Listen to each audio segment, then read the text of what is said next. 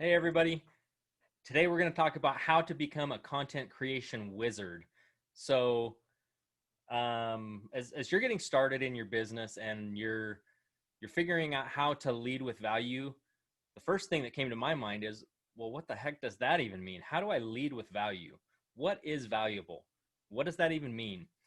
And so as I got looking at it, what I consider value personally is something that helps me move forward or helps me overcome an obstacle. So, can you provide value, something that will help your audience move forward, or something that will help your audience overcome an obstacle?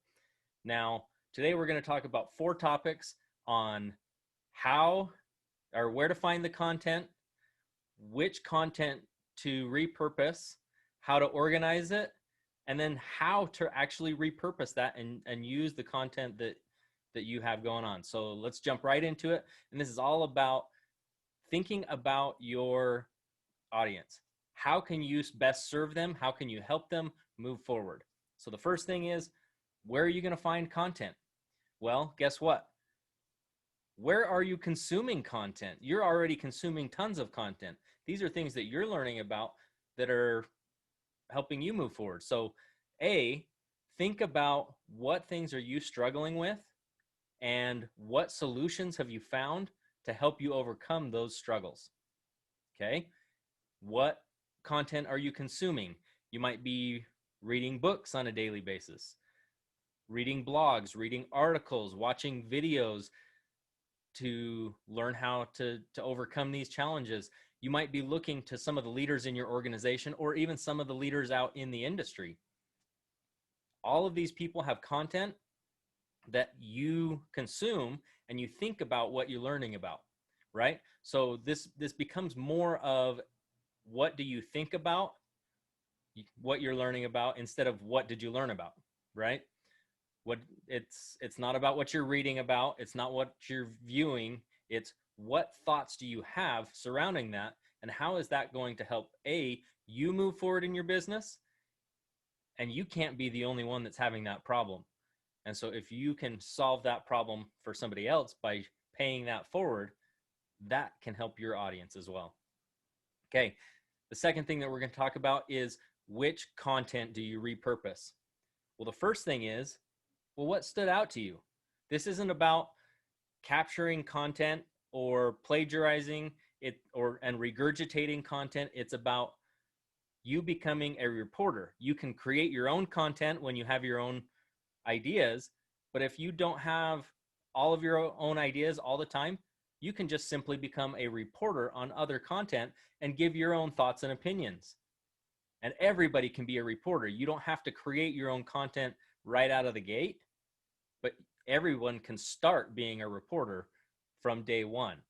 So when you're consuming this other content of these leaders, videos, articles, blogs, books, etc., take the notes down of the things that are like, oh, that was my aha moment. What are my 1, 2, 3 takeaways from this piece of content that I consumed? Because if you are consuming content and not taking anything away from it, was that a valuable use of your time? So think about that. What are you taking away from the content you consume? And can you provide your thoughts and insights on that? So that's one of the easiest ways to decide which content to repurpose. What are your aha moments? Okay. Next is, what's your audience already engaging with? If you're running this on your personal page, it's a little bit harder to figure that out, but you can go back through your posts and you can see kind of what, how your audience, how your friends and family and that kind of stuff, how they're engaging on your personal page. But the real power comes is in a business page. If you don't already have one, I'm going to actually recommend that you start one, because there are so many tools available that make your life way easier when you start a business page. One of those is the insights. Each of your posts, your live videos, your content posts, you can actually see how your audience is being reached with each of these things. And once you know the metrics, once you know what what your audience is engaging with, what's important to them, what they're interested in, you can do more of that content start focusing on those pieces of content. So the other thing is, think about your audience. Every time you're thinking about a piece of content, you're thinking about, how is this of service to my audience? How is this going to help them? How is this going to benefit them? It's not about you. It's about them. So when you can decide how you can benefit your audience with each piece of content, your focus shifts. It's not simply an obligation. Oh, I have to do this today. I have to go live today. I have to post today. It's, I am providing a service now, and can I make that service valuable enough that they keep coming back over and over and over again? And that's how you build diehard fans. So where do you get this content?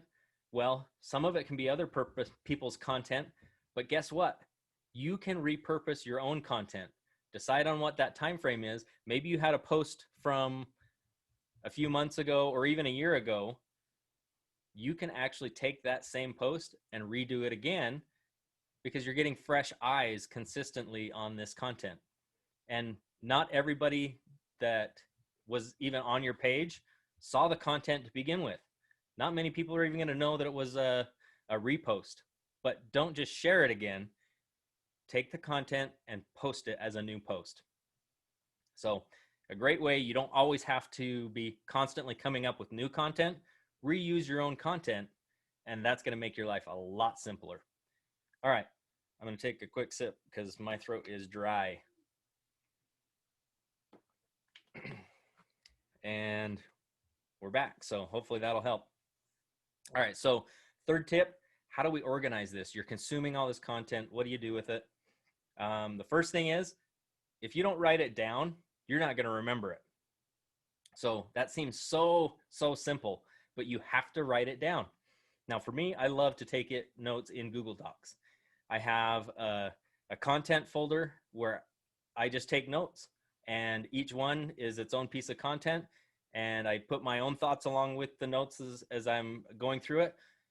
And that way I can basically have a whole folder full of content that I can go through and say, okay, I'm going to pick and choose which pieces of content that I'm going to share on given days and weeks. So, excuse me. It's really getting me today.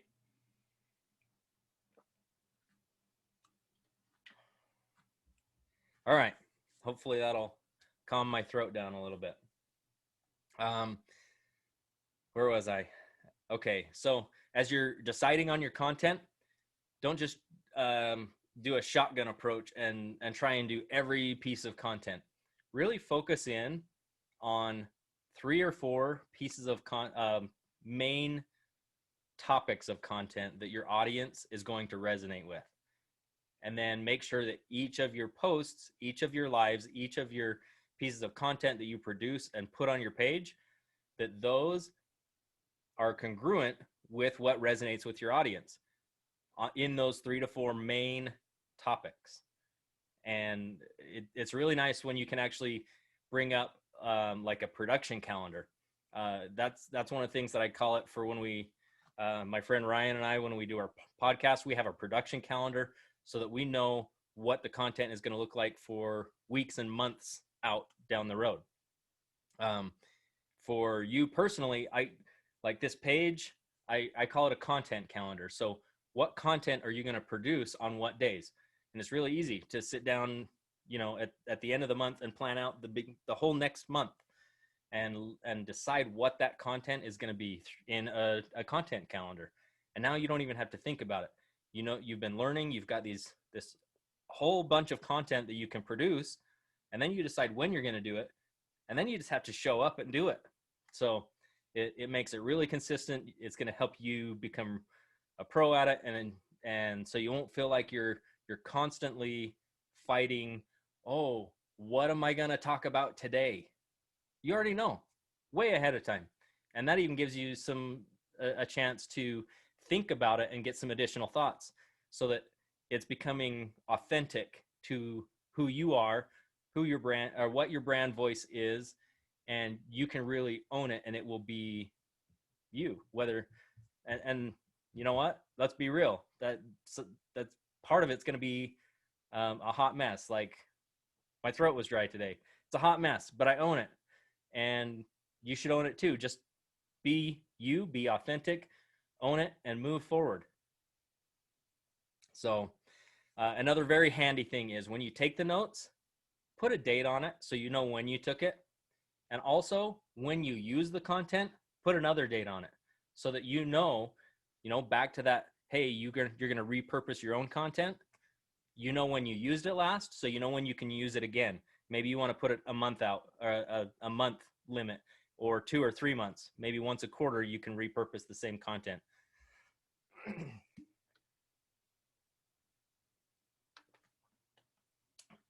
Yep, this one's going to be a good day. So just need lots of water today. All right. So remember, put dates on it when you learned it and when you used it. And you know what? You might put multiple dates on it of when you used it if you use it over and over again, especially if it's a great piece of content. If your audience engaged with it and it had high reach, high visibility, high engagement, like likes, comments, shares, that kind of stuff, repurpose it again. Do it again. Get as much mileage out of that piece of great content, because those are going to be your unicorn type posts. Those are going to be few and far between. So really get as much as you can out of them, because that's going to make your life easier instead of trying to come up with new content all the time. And the fourth thing that we're going to talk about today is how do you repurpose it? We've kind of touched on it a little. The first thing is it's got to be authentic. You've got to speak in your own voice. You're not trying to be somebody else. Just be yourself. Be real, be authentic, be a mess. It's okay, because the people that love what you have to offer, that's your tribe. That's who you want to speak to, because they can tell. They can tell when you're being fake. They can tell when you're not being yourself. So you just got to own the hot mess, embrace it, and let your audience shine. And honestly, when there's a hot mess, it's okay, because everybody realizes that they have their own hot mess. And it actually makes you seem more approachable. It makes you seem more reachable as somebody that they might want to follow, right? Because they know that you have struggles too, but you're trying to get out there, you're putting yourself out there, you're trying to help, you're trying to be of service. And that's another way that you build die-hard fans. Okay, so you're going to be authentic.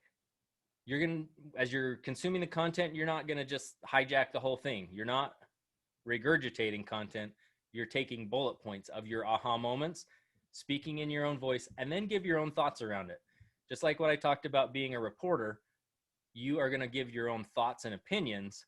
Now you're a reporter instead of, if you're not producing your own content yet, you get to be the reporter and report ideas that you still think are going to be helpful. And remember, it's not about what you read about or what you consume. It's what you think about what you read about. And that is what's going to attract your audience. So focus on your audience. It's all about being of service to them, thinking about what content you can provide to help them solve their problems and their goals and reach their dreams.